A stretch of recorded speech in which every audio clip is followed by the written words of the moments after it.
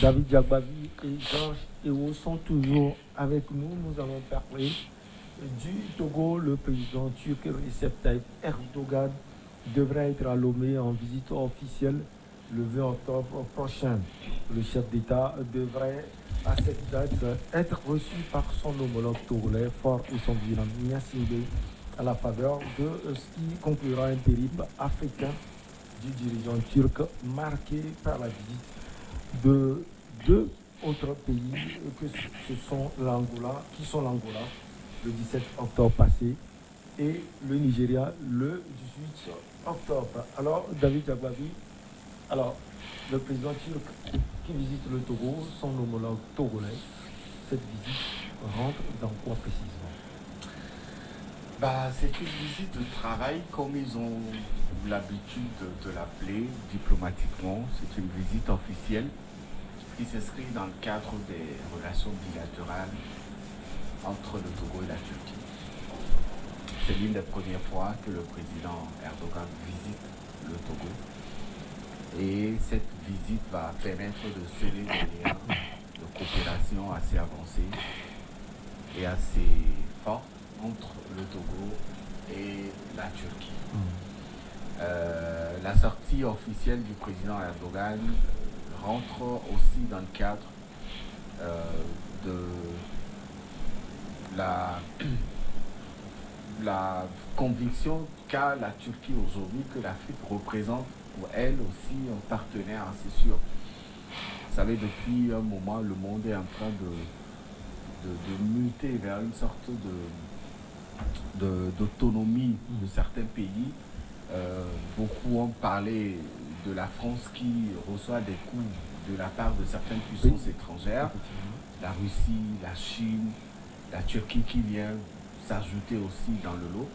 Et ce pays, dans l'espoir de trouver des marchés pour justement alimenter son potentiel économique, s'est tourné vers l'Afrique, d'où le choix du président Erdogan de faire un voyage officiel dans 3 pays, parmi lesquels le Togo est aussi cité.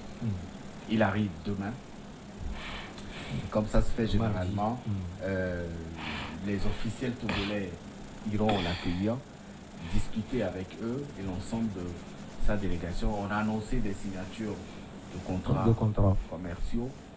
On a annoncé également d'autres accords qui vont lier le Togo à la Turquie.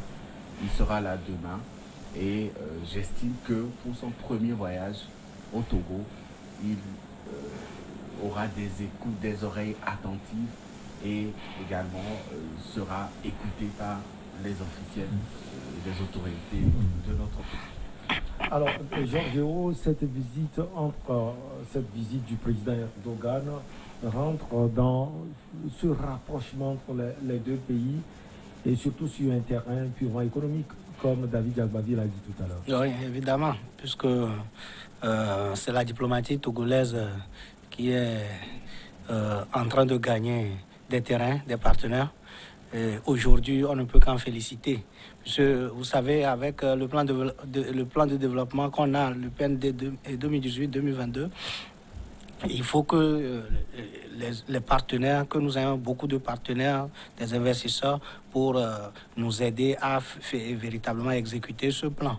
Donc, du coup, c'est normal qu'aujourd'hui, le Togo accueille le président Erdogan. Accueille le président turc pour discuter véritablement de certaines actions.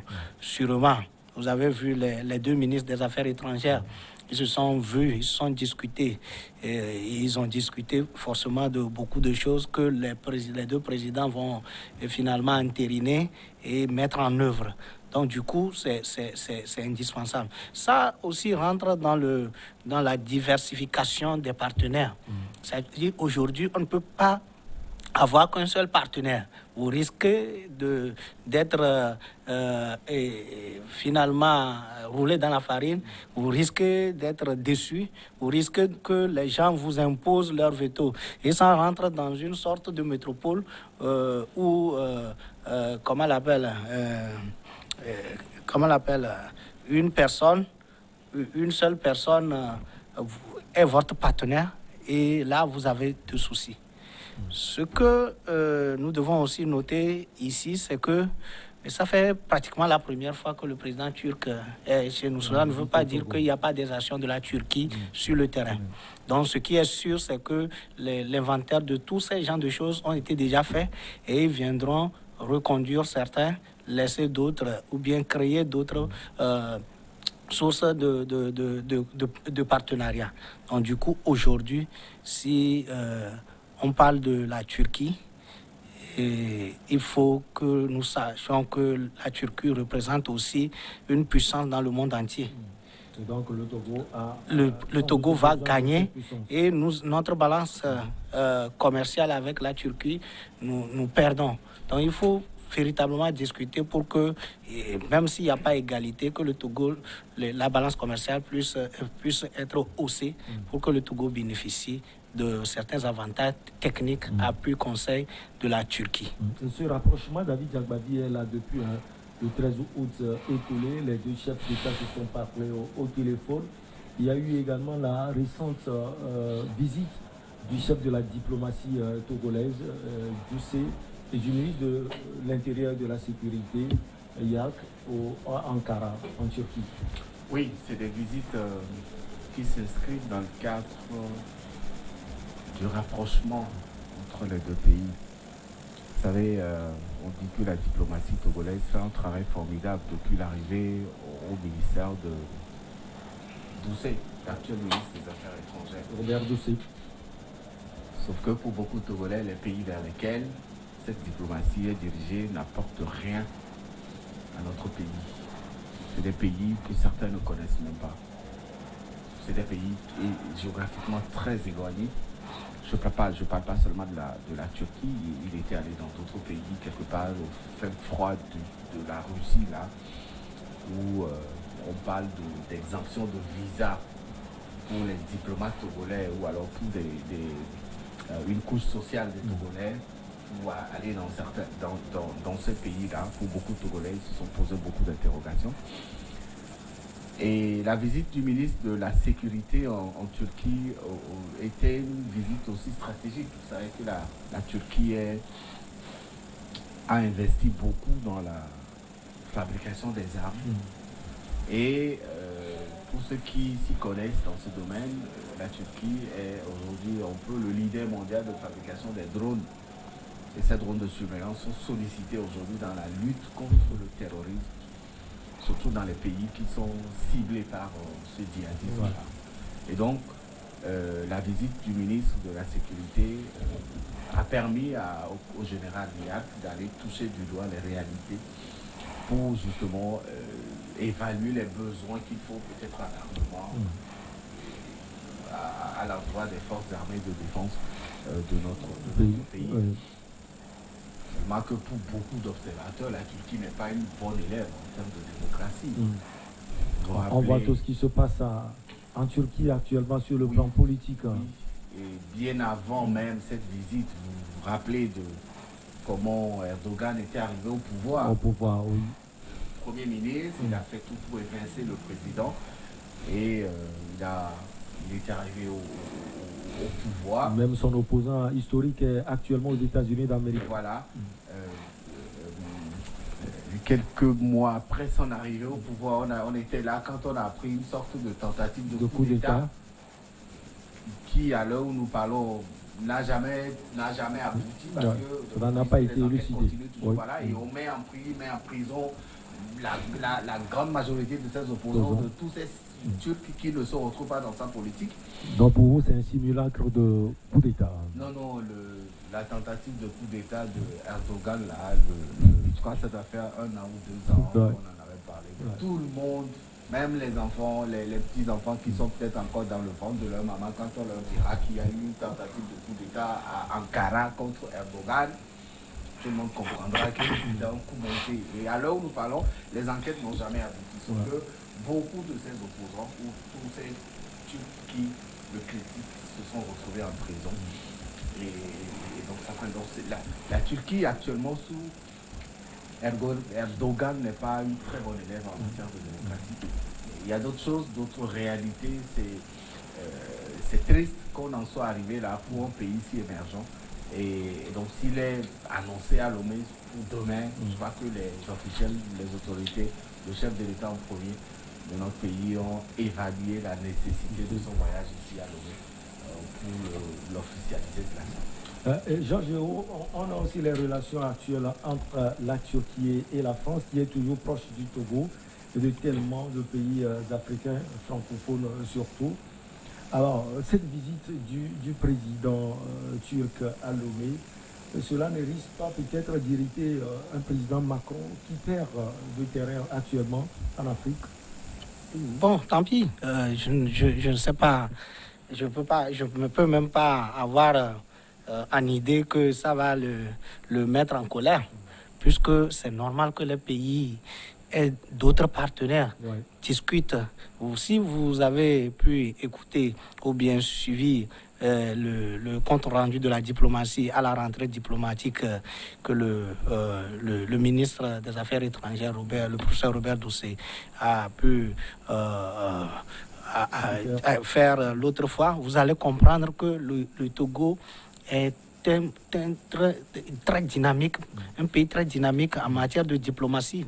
Et donc le Togo, il ne va pas seulement faire, comment on l'appelle, honneur à la France en disant que c'est parce que c'est la France qui entre-temps on avait placé le pays sous tutelle. C'est pour cela qu'il faut que lui seul et elle seule plutôt, puisse être le seul partenaire que nous avons. Alors, gardez le fil, Georges, au même moment, cette diplomatie tous azimuts du chef de la diplomatie togolaise, alors quel impact cela a au Togo?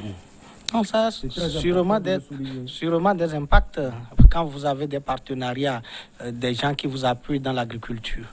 Ça aura de l'impact sur notre agriculture, parce que c'est des pays... Ça se fait sentir? Oui, forcément, parce que nous sommes en train de parler de la Turquie. Mais si vous allez au-delà des autres partenariats, je vous dirais oui, parce que de toute façon, quand vous voyez tout ce qui se fait aujourd'hui, c'est pour la plupart avec les partenaires. Donc du coup, je ne pense pas que tout ce qui est en train d'être fait, on va peindre ça du noir et puis dire que ça ne fait rien. Il suffit d'aller sur le terrain, il suffit de regarder, d'analyser un peu les choses. Vous saurez automatiquement que quand même, il y a de l'apport significatif par rapport aux interventions des partenaires. Puisque je l'avais annoncé, aucun pays ne peut se développer en autarcie. Il faut être avec les autres. Si le Togo... Si vous le permettez, même question à David Jagbavi aussi. Vous avez loué le professeur Robert Doucet tout à l'heure dans sa diplomatie tous azimuts. Est-ce qu'on a l'impact là sur la vie des Togolais? Il y a quoi comme impact? Il n'y a rien. Est-ce que ça résolve le problème de la... Alors, qu'est-ce que cette diplomatie apporte concrètement? Il n'y a pas que la Turquie, il y a d'autres pays également. On voit le professeur Doucet voyager chaque fois. Il y a des diplomaties qui rapportent. Et les impacts qu'on a quand vous êtes dans de très bonnes relations diplomatiques entre votre pays et tel pays. Je prends l'exemple du Togo et des États-Unis, du Togo et de la France, du Togo et de l'Allemagne, etc. Les premiers impacts, c'est que votre pays est fréquentable. Votre pays est bien noté. Et donc, les investisseurs peuvent venir. S'il y a une ambassade des États-Unis au Togo, les investisseurs américains peuvent venir investir au Togo. Des portes peuvent vous être ouvertes pour bénéficier de certains allègements, certaines aides, certains soutiens économiques, financiers, etc. Mais il y a des diplomaties qui ne rapportent rien. Quand vous voyez un peu ce que la Turquie fait en Libye, n'oubliez pas que la Turquie a pris une part active dans la guerre aujourd'hui en Libye. Ouais. Quand vous voyez comment les Togolais, les ressortissants togolais qui ont tenté l'aventure en Turquie sont traités par les citoyens turcs. On a eu des images, on a eu des vidéos. Un jeune Togolais était décédé dernièrement dans les rues d'Ankara. Qu'est-ce qui a été fait après? quand vous vous alliez à un pays qui refuse la démocratie et qui est fermé à toute alternance, vous connaissez l'histoire d'Erdogan, c'est le seul président au monde qui a fait annuler une élection municipale à Ankara parce que le maire d'Ankara était de l'opposition. Et du fait qu'il ne veut pas de ce maire opposant à Ankara, il a fait annuler l'élection. Ankara, c'est une ville stratégique. Il ne veut pas que ça tombe dans les mains de l'opposition. Il a fait annuler l'élection qui a fait élire le maire opposant. Il a fait réorganiser une élection qui a vu réélire le même opposant. Donc quand vous avez des diplomaties comme ça ne vous rapporte rien. Vous êtes placé sur orbite de ces pays qui sont ouverts sur la démocratie. Les relations entre la Turquie et la France aujourd'hui, vous le disiez tout à l'heure, très tendues, sont en temps de scie. Et quand vous écoutez comment Erdogan s'adresse au président français, il a même presque insulté l'autre fois. À la limite, ces genres de diplomatie ne rapportent pas grand-chose. Maintenant, derrière tout ça, qu'est-ce que le Togolais lambda gagne? Est-ce que ça remplit le panier de la ménagère? C'est d'ailleurs cette question à Georges et à vous. Oui, ça remplit le panier de la ménagère du Togolais lambda? Non. Est-ce que ça résout le problème de précarité, de pauvreté, de chômage des Togolais? Non. Ça se limite seulement, et vous allez le voir, à l'aéroport, à la présidence et à ces réunions techniques entre les deux délégations. Après, Erdogan et sa suite vont repartir. Derrière ça, qu'est-ce que le Togo aura gagné? Ce qui rentre, c'est qu'on dira le Togo, Lomé et Ankara sont en très bonne relation bilatérale, etc. Donc je pense qu'il faut à un moment aussi réfléchir sur ces impacts que ces gens de diplomatie doivent apporter aux Togolais que nous sommes, dans nos maisons, dans nos sociétés, etc. Et l'homme politique, lui, il est optimiste. Il pense que cela peut apporter quelque chose, surtout aux Togolais. En fait, je ne suis pas non seulement optimiste, mais je suis un peu étonné par rapport au débat là de David parce que si vous dites tout simplement que la diplomatie ou bien le partenariat entre la Turquie et le Togo ne va pas bénéficier aux populations, mais c'est extrêmement grave. Non, il n'a pas dit ça. Il dit un peu plus important. Oui, en fait, c'est tout simplement, c'est un peu sa conclusion. En fait, aujourd'hui, vous savez, quand on parle de l'agriculture, la Turquie fait énormément d'efforts.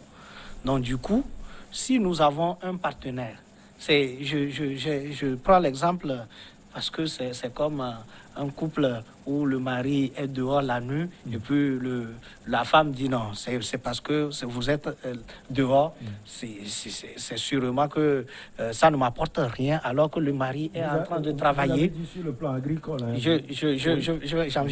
J'en viens. De la population de Paludé, j'en viens. Très agricole. J'en viens. Oui, j'en viens. Donc du coup, tout ce que l'homme est en train de faire dehors, on dit mais ça ne marchera pas, je n'aurai pas bénéficié, c'est pati patata. Mais qu'est-ce que le Togo a gagné pour avoir un partenariat avec la Turquie qui ne lui procure rien? Il y a sûrement quelque chose. Il y a sûrement quelque chose. Mais donc, quand je parle de l'agriculture, ils vont forcément nous appuyer en termes de techniques agricoles. Ils vont forcément apporter leur expertise aux côtés du gouvernement. En contrepartie, nous aurons à exporter aussi des produits vers la Turquie. Il a bien noté ce qui se passe, le traitement qui était réservé à ceux compatriotes.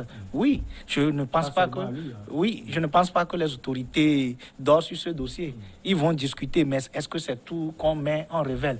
Donc, j'étais en train de dire quelque chose tout à l'heure quand on parlait de Gbagbo et je disais qu'il faut la patience. À un moment donné du sommet, il faut être patient. Il ne faut pas sauter dans les choses. La coopération va être révélée. Les lieux, les termes, les plans stratégiques qui seront financés ou bien les zones stratégiques qui vont être accompagnées par la Turquie, on avisera.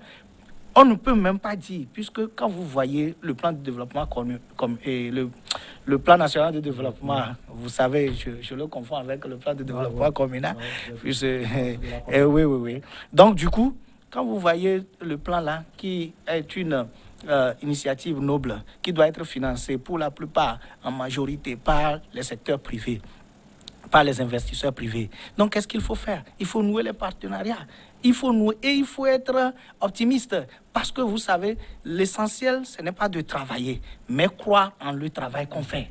Puisque vous risquez, ou bien le Togolais risque de tout peindre en noir, et qu'il y a des opportunités. Je vais vous citer des opportunités qu'on a, et que les gens... Non, je souhaiterais réagir parce que... On va parler d'autres secteurs également. Oui, réagissez il a peut-être pas bien compris ma position. Voilà. Et moi, je la maintiens toujours ma position. Je dis, il y a des diplomaties qui ne rapportent rien, comme celle de la Turquie, pour moi, personnellement. Je ne peux pas comprendre qu'un pays qui est fermé... On ne va pas trop vite en besogne. Qui est fermé... Après mardi, on verra véritablement... C'est ça. Je ne peux pas comprendre qu'un pays qui est fermé à la démocratie... En fait, est-ce que il appartient au Togo qui bafoue les droits humains. Est-ce qu'il appartient au Togo de gérer des droits ou bien humains. d'intervenir dans les affaires internes de coopération? Et ce même pays qui fait la guerre sur le territoire africain. Dans un pays qui est la France fait la guerre dans des territoires africains. Oui. Mais là, la coopération entre le Togo et la France date de très longtemps. C'est historique. Mais vous acceptez ça? Non, mais c'est la France qui a colonisé le Togo. Non, il a été placé sous tutelle de la France. Qu'il soit placé sous la tutelle, nous parlons la langue française, nous ne parlons pas le turc au Togo. Et donc, il faut quand même avoir le courage de le dire. Moi, je dis, on a des cas de violation de droits de l'homme. En Turquie. Ça, c'est notable. Oui. Maintenant, derrière tout ça, c'est vrai, on parlera de contrats qui vont être signés, etc. Oui, mais qu'est-ce que le Togo gagne? Qu'est-ce que la Turquie apporte au Togo? C'est quand on va voir cela après mardi. Quand on va signer un contrat, avec la Turquie, c'est vous qui allez payer. Moi, quand on me parle de compétences agricoles, je dis non. Mais les Togolais ont les compétences. Les agriculteurs togolais ont des compétences. Et sur le plan sécuritaire, chers invités, sur le plan sécuritaire, on l'a dit, le colonel Yark était à Ankara. Cela peut apporter aussi quelque chose.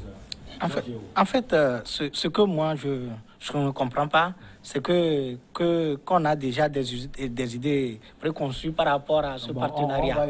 Parce qu'aujourd'hui, qu'on le veuille ou pas, c'est qu'on ne peut jamais faire un partenariat et que sans bénéficier. Ce n'est pas possible. Le Togo ne peut pas accepter de faire un partenariat qui ne bénéficie pas à sa population. D'ailleurs, il fera quoi? Même si c'est sur le plan sécuritaire, c'est pour protéger qui? C'est pour protéger les Togolais. Si vous voyez nos frères qui ne dorment pas pour nous, il y a un certain nombre de choses que vous n'allez pas dire. Parce que les forces, oui, quand vous voyez comment est-ce que les gens se démerdent sur les chaînes d'Atakura, au niveau des limites entre les frontières togolaises et la frontière togolaise et ghanéenne, quand vous voyez énormément ce qui est en train d'être fait, quand vous voyez les partenaires, vous savez, il y a beaucoup d'appui logistique à nos troupes aussi. Mais si vous voyez qu'aujourd'hui, la Turquie est venue, non pas pour qu'on puisse profiter, mais ça, c'est conclure, c'est d'aller vite en besogne. Aujourd'hui, le contrat sera dévoilé le 20.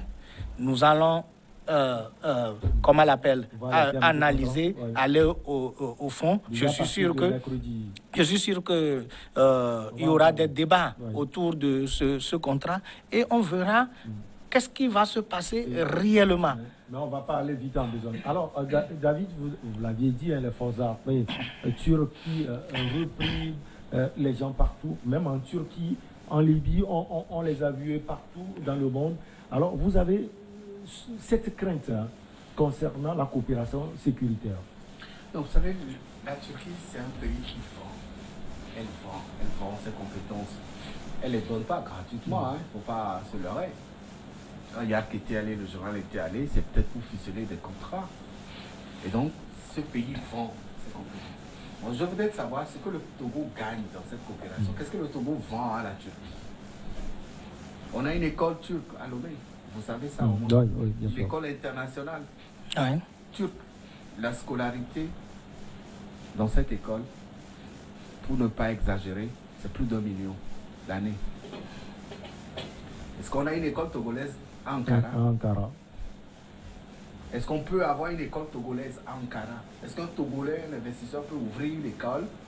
Un investisseur togolais peut ouvrir une école? Est-ce que les investisseurs ont les mêmes facilités que les investisseurs turcs? C'est ça un peu, moi, ma préoccupation. Je veux savoir ce que le Togolais gagne, ce que nous gagnons quand il y aura signature. Moi, je pense que mardi, on verra concrètement. si par rapport à l'école, par rapport à l'école, il advenait ou bien il a été conclu que l'école ne bénéficie pas aux Togolais, puisqu'il ne faut pas voir seulement le côté coût. S'il a été établi que l'école ne profite pas aux Togolais, d'accord. Mais en fait, Est-ce que l'école là profite aux Togolais? Déjà avec le coup, David l'a dit, il n'a pas vérifié. Non. Je compte sur vous Pour parce que l'école, vous êtes un journaliste. c'est juste un Non. exemple que j'ai cité. Hein. Non, en fait, C'est juste un exemple. Et moi, je veux savoir, est-ce que les Togolais ont les mêmes facilités pour investir en Turquie Oui. que ces Turcs qui investissent au Togo? je pense que c'est d'ailleurs ça qui motive la rencontre. Si vous ne pouvez pas rester chez vous et bénéficier des avantages dans le pays de l'autre sans discussion, sans se voir pour discuter. Mais Maintenant, le président turc n'était jamais venu ici. On n'a pas besoin que les deux chefs d'État se rencontrent au cours Non. du voyage Déjà, la officiel. diplomatie, avec la diplomatie. La diplomatie Non, devait écoutez, faciliter écoutez, cela. écoutez. C'est à cela que je posais la question de savoir les multiples voyages de Écoutez, Ankara. Si c'est pour aller organiser la rencontre, le voyage de Erdogan au Togo, La concrétisation, écoutez, vous ne pouvez pas dire que c'est la rencontre de quelques heures qui va discuter de tout ce qui va être fait. Oui, mais Ce qui est sûr, c'est que le partenariat a été discuté et les deux chefs d'État vont se voir pour entériner les choses. On ne va pas, quand même, c'est sous ces présidents-là, c'est sous leur responsabilité que les choses vont être signées. Donc, du coup, lorsque le président, c'est un exemple, hein. Lorsque le président français Macron voyage hors de la France, le peuple français sait ce qui est contenu dans son voyage. S'il y aura des signatures de contrats, s'il y aura des créations d'ambassades dans les deux pays, s'il y aura ci, s'il y aura ça. On le dit d'avance. On veut savoir. Peut-être ici, après mardi, on verra ce que Erdogan et le chef de l'État togolais se sont dit. En fait, si toutes les attentes ne sont pas en fait, c'est pour cela que moi je dis, il ne faut pas qu'on arrive à concevoir quelque chose avant la rencontre. Ouais. Il est de bon ton que nous soyons optimistes. Parce que nous devons savoir, comme il a dit, le chef de l'État français, quand il voyage, les gens savent automatiquement. Mais il faut savoir aussi que ce n'est pas tout qui est déballé au public. C'est qu'il y a beaucoup de choses qui sont cachées au public. Donc, du coup, aujourd'hui, si nous disons que les deux chefs d'État vont se voir, c'est parce qu'il y a, entre-temps, les deux ministres de la Sécurité se sont vus, deux ministres des Affaires étrangères se sont vus, ils ont travaillé énormément. Et maintenant, les deux chefs d'État vont se voir pour entériner les choses. Mais donc, il faut que nous attendons patiemment ce qui va être sorti, ça va nous bénéficier. Le plan agricole. On attendra encore. Non, ça va être bon. Merci beaucoup à vous, David Jagbavi de Togosite.com. Merci également à Georges Eo, homme politique. Merci. Il est du cercle des leaders émergents. On se retrouve donc la prochaine fois. Excellente suite de nos programmes. Merci.